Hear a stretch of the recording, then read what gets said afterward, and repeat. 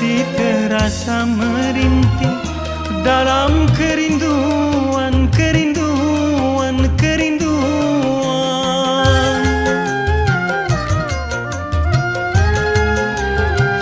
Akan ku kenang selalu saat perpisahan, dan masih aku rasakan kecupan bibirmu dengan derai air matamu.